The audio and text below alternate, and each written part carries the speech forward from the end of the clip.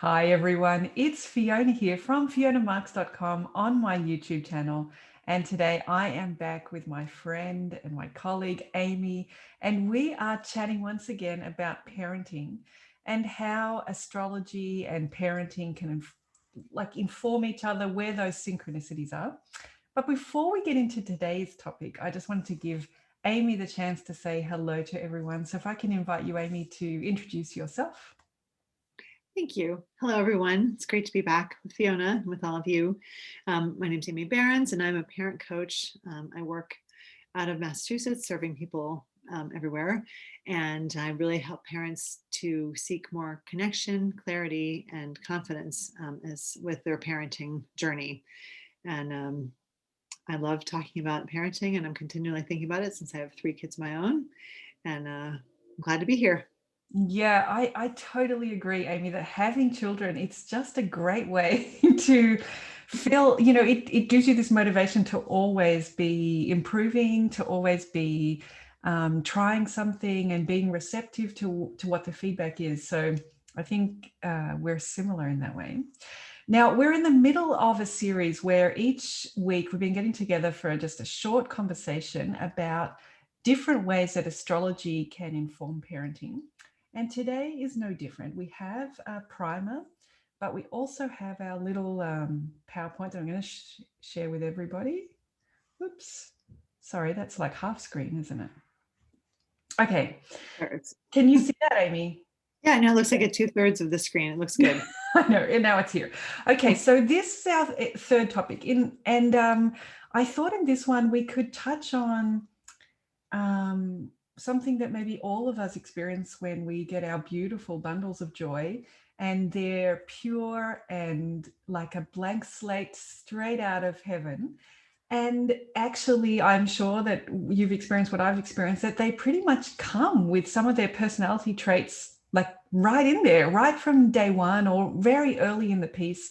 And we talk about lots of different things like babies who sleep really easily, or babies who are very sensitive to a schedule that needs to be, or to noises in the house. And then as children grow up into how they explore their world, as they're toddling around, crawling or slightly walking, they have their own reactions, either quickly or slowly, to different stimulus. And it really brings to mind this question of how much is nature and how much is nurture. And as parents, we're very interested in nurturing our children and bringing out the best in them. And yet, I was surprised when my friends started having children, when I had my own children, that so much of the personality seems to be coming in the nature, or coming innate into the person that's already there in this tiny little body.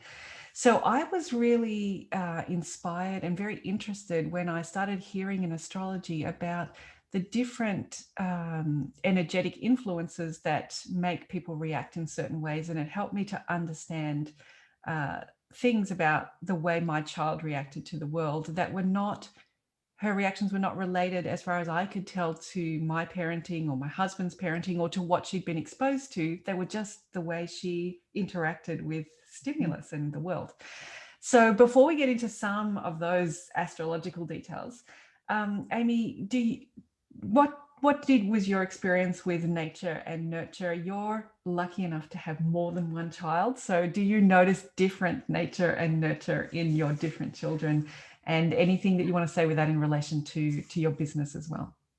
Absolutely. And I think, so I have 3 children, and my first one, it was interesting. My sister, I have 2 younger sisters, and then I have 3 girls of my own. And my middle sister and I had children within 6 months of each other. And I had a child who was a girl who was full of energy and um, just lots of emotion and feeling, and who challenged me. I think I will say, just with her intensity and her need for all sorts of various things to be like in her environment. And my sister's first child was a very mellow boy, and I remember her, like, I just remember some of our conversations. I felt a little bit like is it my fault this is harder for me? And when she had her third child, who was much more actually her second one and her third one were more like my first one.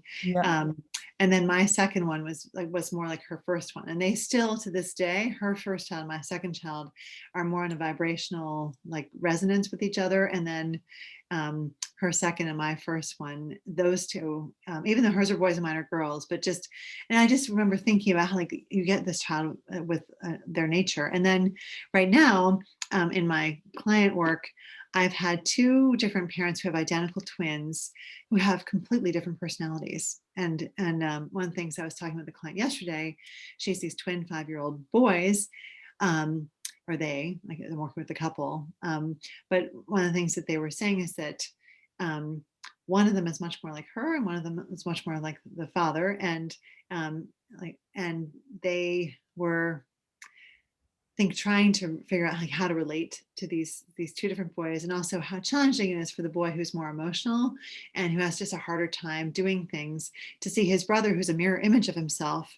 able to do all these things that he can't quite do. And then he gets really upset and he takes a longer time. And so just I just was thinking a lot about this whole nature nurture question yesterday, because like it has nothing to do with it. Like they're trying, they also, this particular set of parents said that they've been trying to parent them the same, but Yes. as they're realizing that they can't, because they have different Yes. needs. And that's what I'm helping them with, is to identify like what are the needs of each child, and to know that it's absolutely okay, not only okay, but it's important to parent each child for what their needs are and what their journey is, even if they look just the same. So Yes. Yes, yes, interesting. yes. I think this is it. And this is where, I find astrology really helpful because of this nuanced nature, that it's really recognizing that lots of variability in the makeup of a person, let alone the makeup of another person and another person, another person. And by the time you get a family, you've got lots of these unique variables all interacting with each other. And I found it very helpful.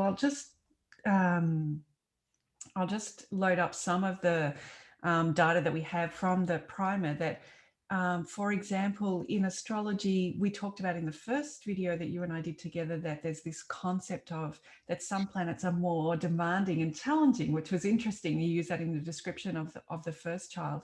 And that those planets activate through being demanding and challenging. So in a chart, when those demanding planets like interact with each other inside the person, it can create quite stressful psychological circumstances for that person.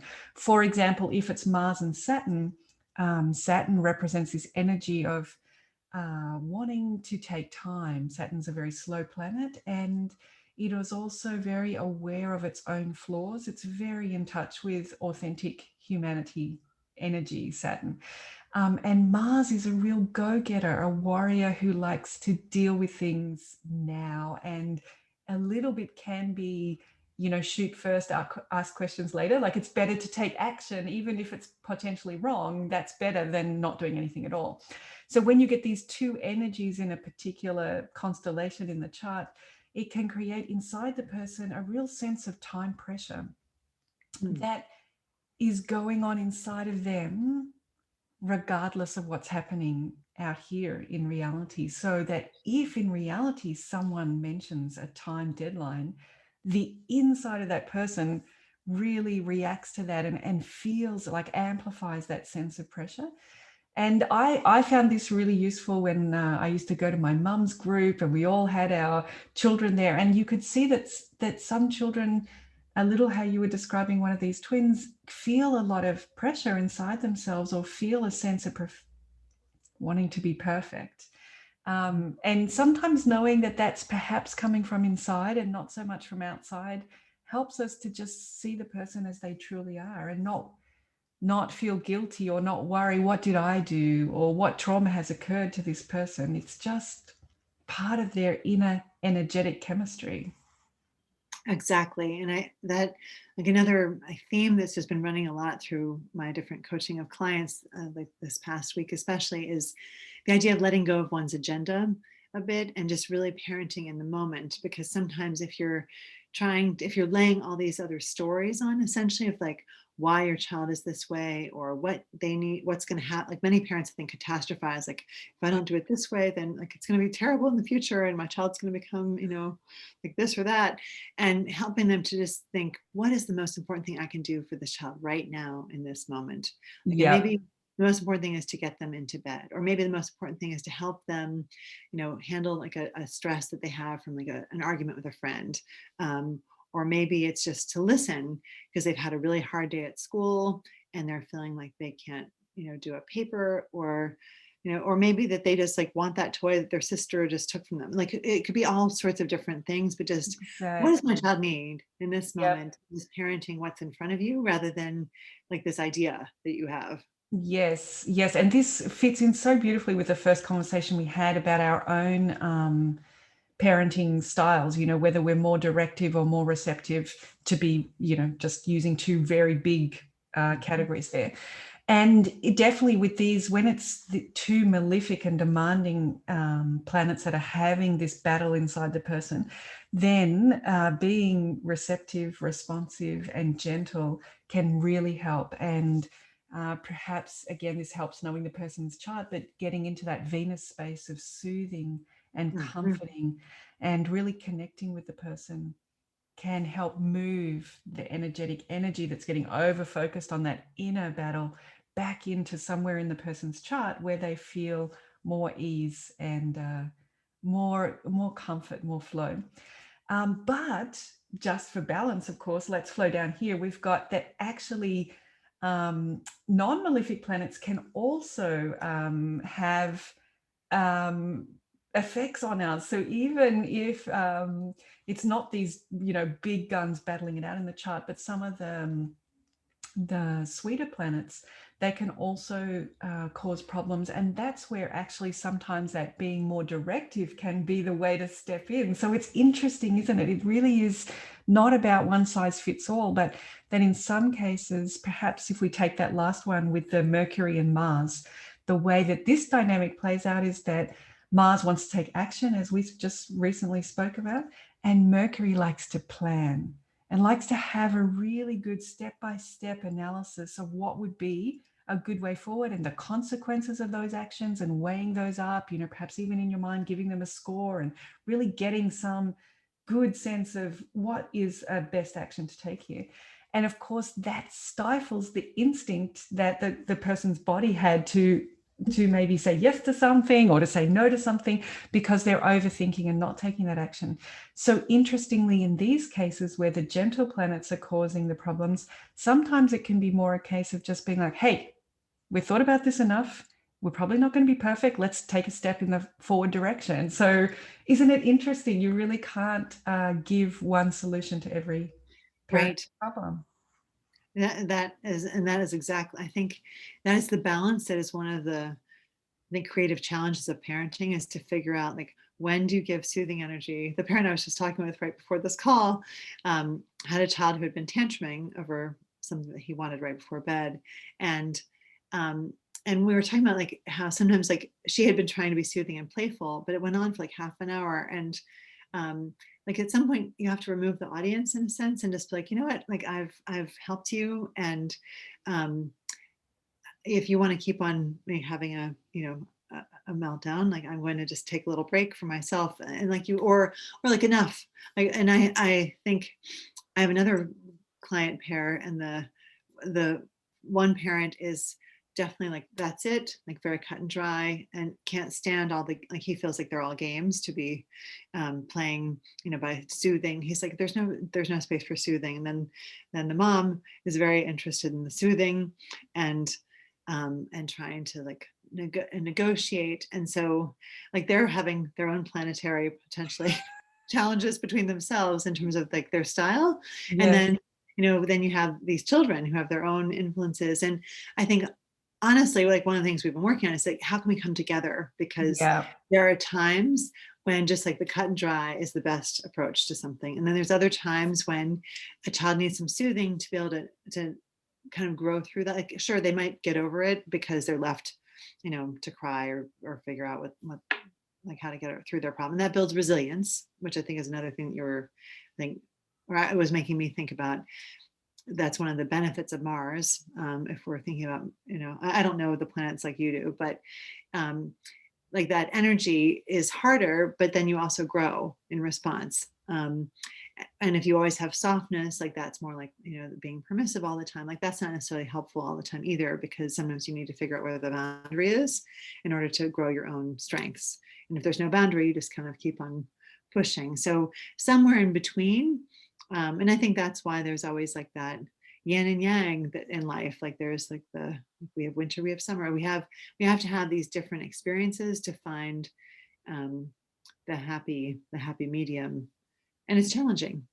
Yes, it is. And maybe a couple of things that astrology is adding to that is just acknowledging that these dynamics are taking place for the person in their chart. So this is a journey that they're on. Like this is a story that they're reading. It's their story, it's their book, and it has these particular dynamics in it. And sometimes as parents we want to diffuse that or take that away, or we wish that those characters weren't in the story. But I think astrology helps us to honor that those characters are in this person's story, and we can from the sidelines give strategies and give helping hands and hold our hand out to help the person through their story, but acknowledge that everybody's got the demons in their story that are exactly the demons that they came here to work with. And I guess astrology also brings that acceptance that life has this kind of richness in it, that we do have